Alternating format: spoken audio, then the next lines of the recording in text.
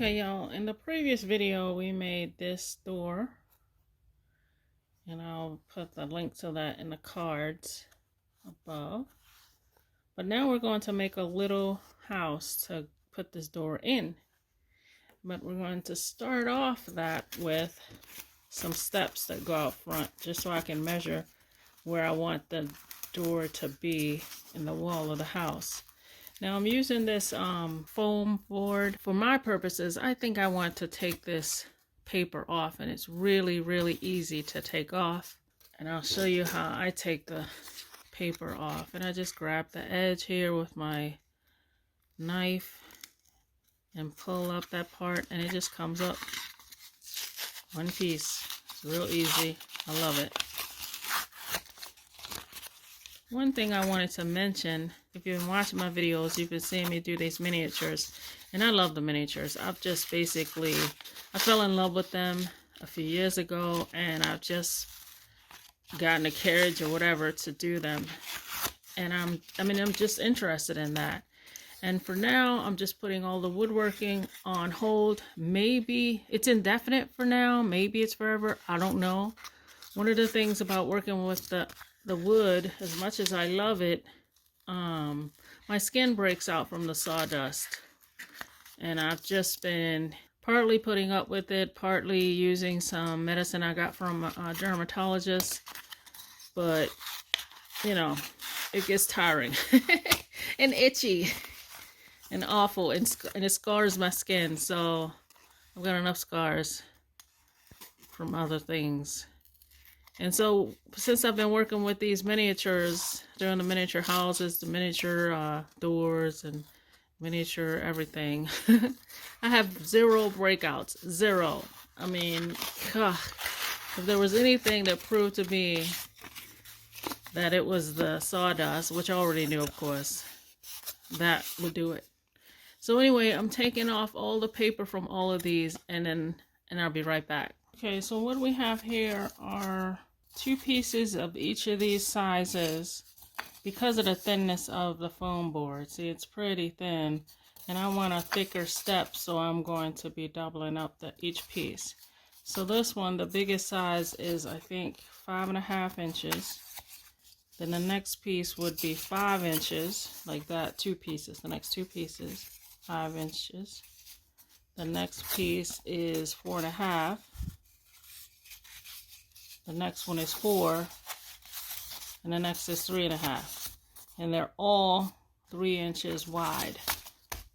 So it would be like this, and of course I have to glue each piece together. I'm going to be using tacky glue for each of the layers, because especially since I've taken the paper off, I can't use hot glue because hot glue is just going to melt the foam. If I kept the paper on, I suspect that I could get away with using hot glue. I definitely can't use it with the bare foam because it would melt it. Okay, so here are the steps all dry. I tried to sand it, but anyway, still a little rough and weird. And you can still see the separations. I'm still not sure about whether I can hide this. I'm going to try with some putty I got. We're going to just try to dab this on here and try to, like something like this, and hide the layers.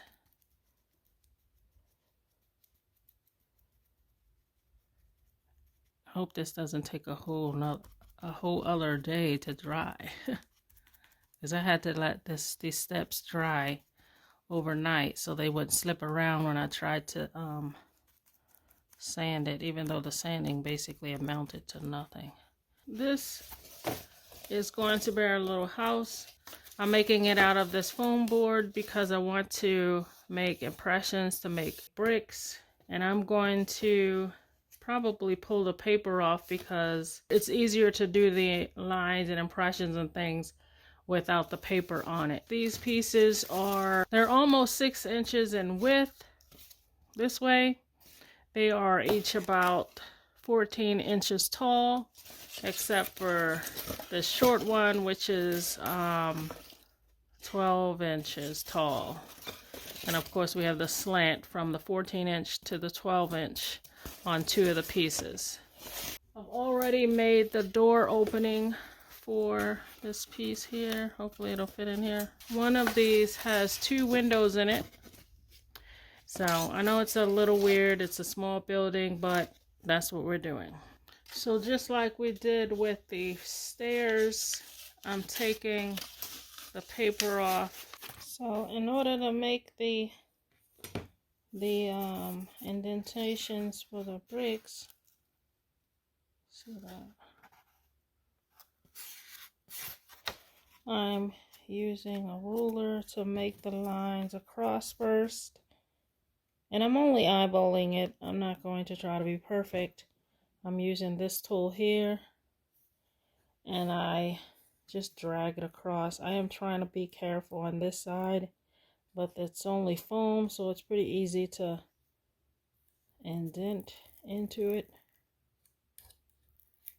And I also try to be careful on the edge, because if I just yank back, it's going to tear out to the side. It's a slow, tedious process, but it's not that bad. As far as the individual bricks, I'm going to just press in random places like that. And then try to stagger it a little bit on the next line. I tend to like mine just really random. Show you. Can you see those lines here? Like that. It'll show it better once it's painted. Okay, here are the steps that are dry now. I did a little tiny bit of sanding, which made it a little rougher, which is what I like actually. I don't like that I still have the layers. I don't know what to do about that. Okay, let me show you what I have here. I made pencil marks in a kind of irregular way all along the various panels of the house. And I'm going to put, I'm going to leave the bottom part of it being brick. And I realize I haven't made all the lines on these. And then the top part will be putty to cover over it, as if, like I said, it's torn away, or anyway, the bottom part will be exposed brick. The top part will be puttied over. Okay, so I'm going to be putting the putty up on this part. And again, if you do something like this, I would suggest not using this dollar store putty, because like I said, it's just going to it's too light. It's too lightweight.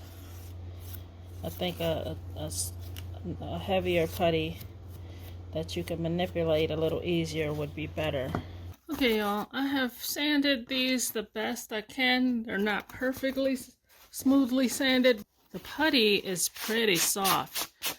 I mean, you know, you could probably sand all the way down to the foam with not much effort, and I don't want to do that. So I'm going to go ahead and start putting them together. And I'm going to use this tacky glue, and like, I hope it works, because these things are seriously warped. So let's see how it works out. Okay, so we got this thing put all together. I think if I had to do this again, I would glue the foam to cardboard to make sure that it would stick, you know, be easier to put together, because this was a nightmare to put together. I also painted all the stuccoed parts, or plastered parts, or whatever you want to call it, and I painted it antique parchment color, starting with an undercoat of dark granite. I'm going to do Tuscan red over top of the dark granite once that dries, and just paint it. Make sure I get all into the crevices down in here, like this. I think I need a different brush. Choosing the right brush for these projects is crucial. See, that's another, I don't know if you can see on camera, but that's another reason to have glued this foam to cardboard, because the gaps were very hard to really close up. But I'm not going to concern myself with it. I'm going to just go ahead and keep moving forward. I think in the end this project is going to look cool. Even with its even with its imperfections, it'll look cool. So let's just go ahead and keep going. So I'm going to take this all the way up, the plastered part, try to paint very carefully up there, and then I'm going to do all sides of this in the same way, and then I'll be back.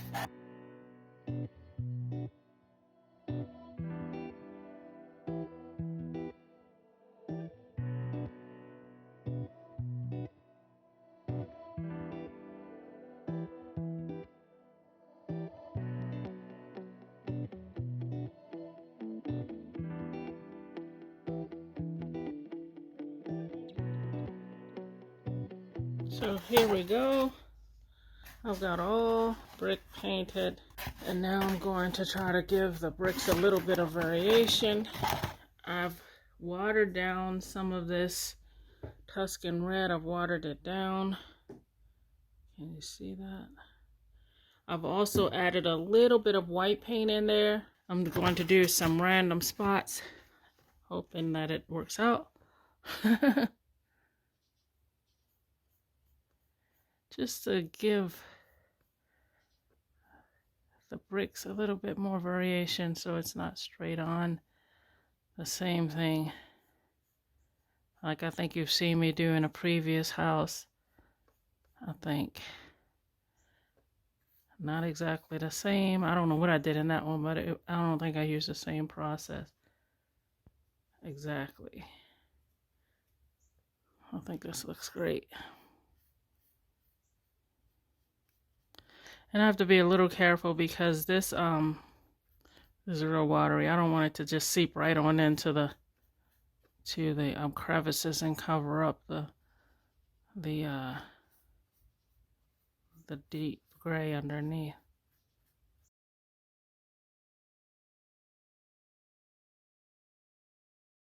Yeah, that looks even better on the film than in real life. Anyway, I'm going to continue that around all the other sides.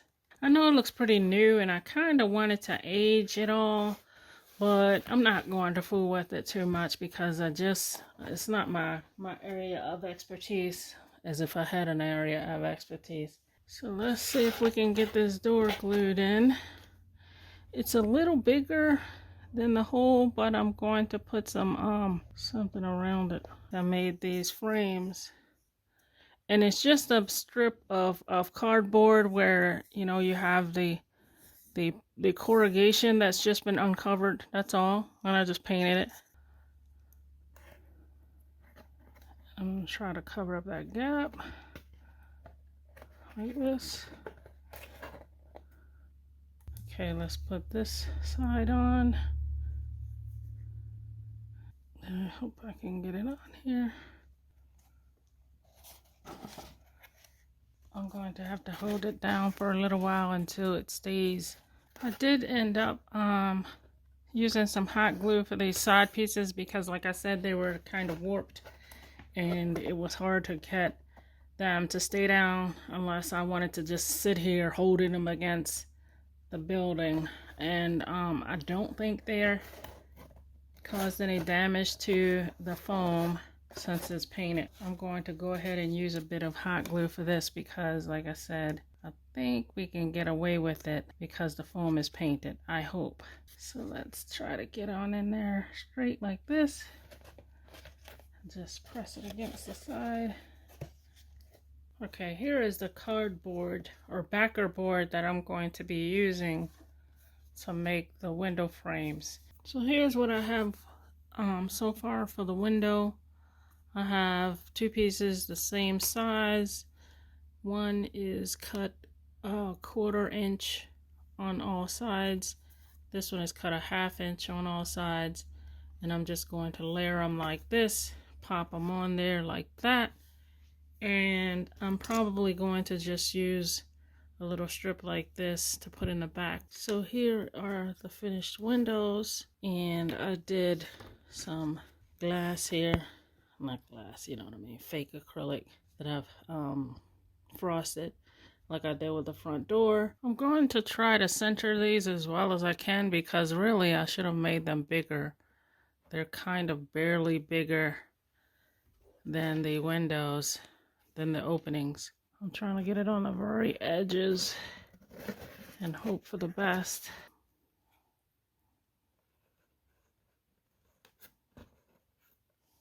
I had an idea to try to make a sconce, and so I cut these little pieces of Backg board, and this is 1.5 by 1 inch, and I measured 2/16 in from the edge on all sides and made a line, and that way I could cut out the middle.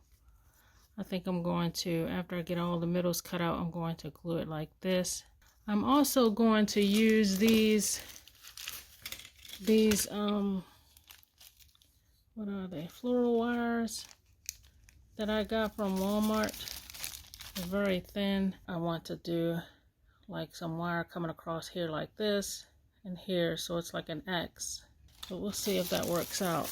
So all I'm doing is going in here with my thin little knife here and carefully cutting along the lines. So here are the pieces, and now I'm going to hot glue them together like this. They're a little delicate, so I'm going to try to be careful. It's being so tiny with anything, but hot glue seems to be where I'm gonna go, even if it is chunky and bulky. I'm hoping that because the light will be black, it's not even gonna be a big issue. I need one of those glue guns that do very thin lines. I don't have that. I don't really want to buy it at this time.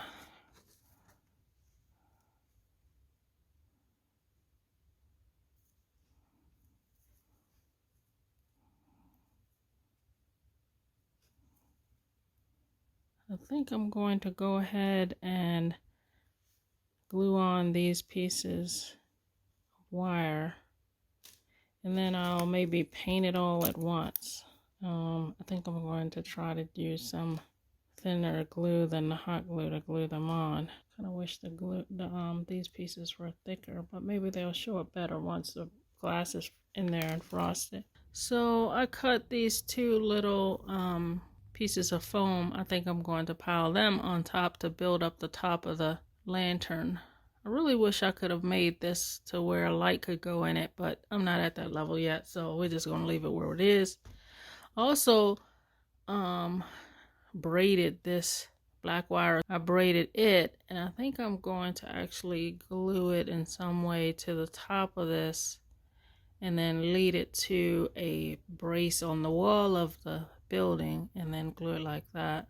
I used this tool here, which is just a clay working tool, to barrel into the top of this to make a hole, and I knotted. You saw the knot before. I just left that knot so to catch the top part of it and hold it in.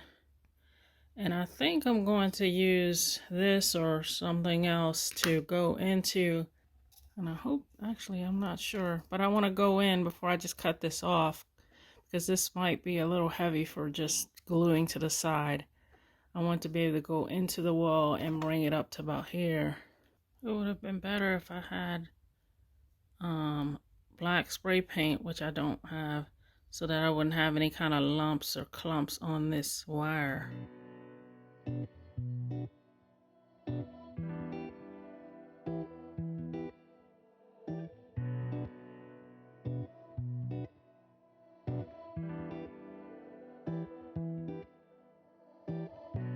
Okay, so I've made these little frosted glass pieces.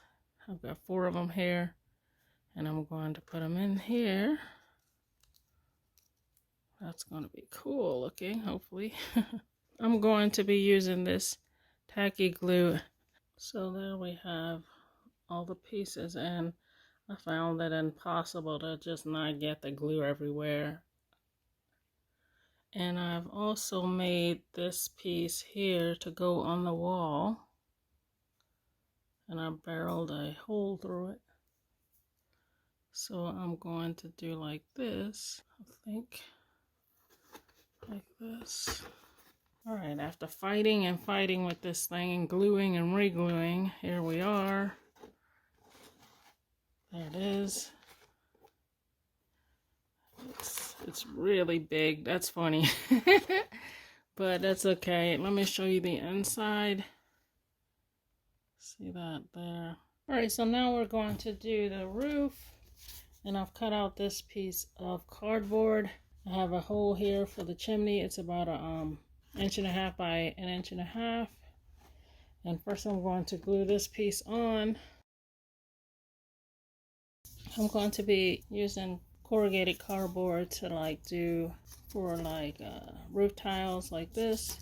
I'm going to put together the chimney and slip that in because I want to work the tiles around that.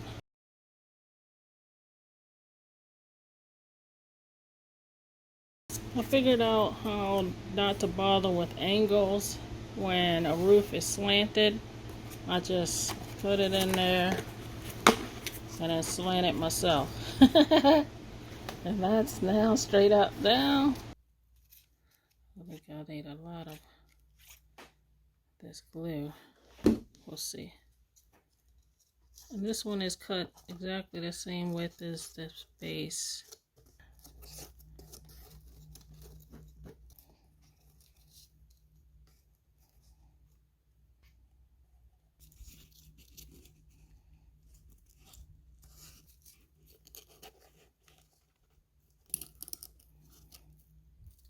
I decided that I should have just made the chimney from foam so that I could do the bricks just like I did with the building itself. I ripped out the chimney that I made from cardboard, and now I'm making a foam one like I should have done in the first place. Now I'm doing the lines and the bricks. It's basically made with the same measurements as the cardboard. I'm not going to reinvent the wheel here. I'm just going to paint this chimney the same exact colors as the building. Unfortunately, I'll always have the seams like this. These seams here. I think it takes away from the brick look, so I'm going to try to face this part toward the front of the building. Painting inside all the way down here doesn't matter, but the top mattered to me, so I painted that. The top inside. Just figure since I can get here, might as well just go ahead. So while this is drying, I'm going to go ahead and paint the roof.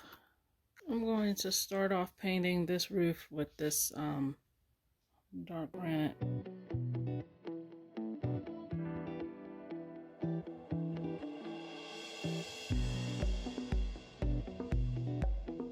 Okay, so while we're waiting for the chimney to dry, let's work on the rain gutters.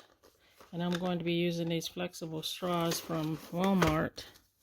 And really, I mean, you could, you can tell right away what I'm going to be doing. Angling it like this in a way to, I'll be doing it like this against the wall. The top part, the part that'll go across the top of the building, needs to be sort of like this shape and go long ways. So I'm going to cut off, first of all, I'm going to cut off this little extended part. First, I want to cut away some of it so it's that C. So I'm going to cut along this blue line. All right, ignore everything I said I did. What I decided to do is cut another straw instead of what I did before. I kept this extended part on the end. I don't really like how it flares out. I just cut out one panel between two of the lines and left it kind of over curved. The next thing I did is I needed that hole to put this piece up into, and I used my handy dandy hole punch. I just slid it under there like this with the C facing up and then punched it out, and there's a perfect hole in there. with no problem. And I was able to convince this piece of straw to go in there. And just slide it down a little bit so it's not visible. And there you have the gutter. And I'll just turn it like this so it'll be extended a little like that. So then it'll be this way. Oops. Actually, I'll have it this way. And it'll be against the building in this way. And I do have to cut some more off down the bottom because it's not long enough. I decided to use this forged hammered antique pewter only because I think that a spray paint should be better to stick to this plastic straw than if I had used something else, like, you know, with a paintbrush. I cut a few strips of foam here and here. I'm going to use them to construct a simplistic little railing for our steps. And I'm going to take the chance to use hot glue because I don't want to be fooling around with trying to get this stuff to stay. I do not know if that was straight. We're going to be standing it here and then making the next piece like this.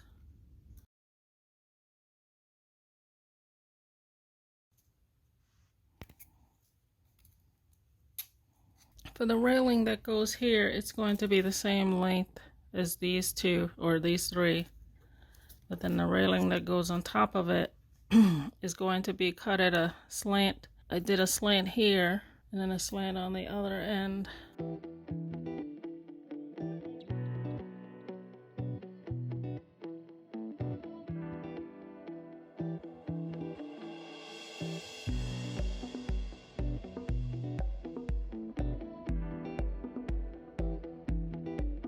The chimney is finally ready to put in here. So I'm going to put a little glue down in there, just some tacky glue, because I don't want to use hot glue and have it squeeze up around the sides because I'm squishing this piece in here. So I want to make the sides without the seams face the front of the building. So I'll do this side and hope I can get it in here. Yep. That was easy. And then I want to turn it to make sure I've got it straight. Check it out. Here is our rain spout thingamabob. I put on these little cardboard edges to close up the spout, so it all goes down the drain. I'm just going to attach this part at the top against the wall just below the roof.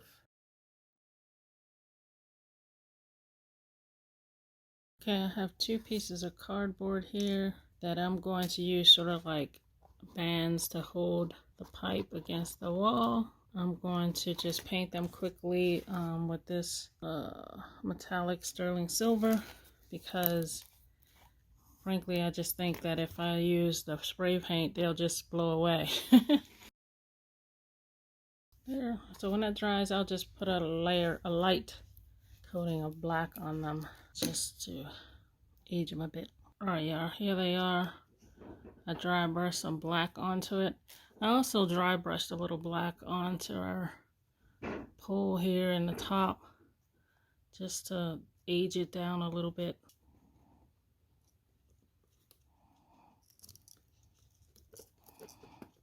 I'm going to put this one down here. Yeah, that seems secure. There we go. Like I said, I dry brushed a little black on it just to dull it down a little and make it look a little older. I hope it looks like what I intend it to be and not just a straw. The last thing I have to put in place is to glue this railing onto here. In my next video, I'm going to build a possible addition onto the side of this little building. I'm going to potentially put some stuff outside. I think I might want to do a tree or something. I want to do a base with like a driveway or something, maybe some grass or whatever, some outdoor things. Just expanding on this. So that's what I want to do next. But for now, let's put this puppy in place. All right, let's try this. There we go. And we're done.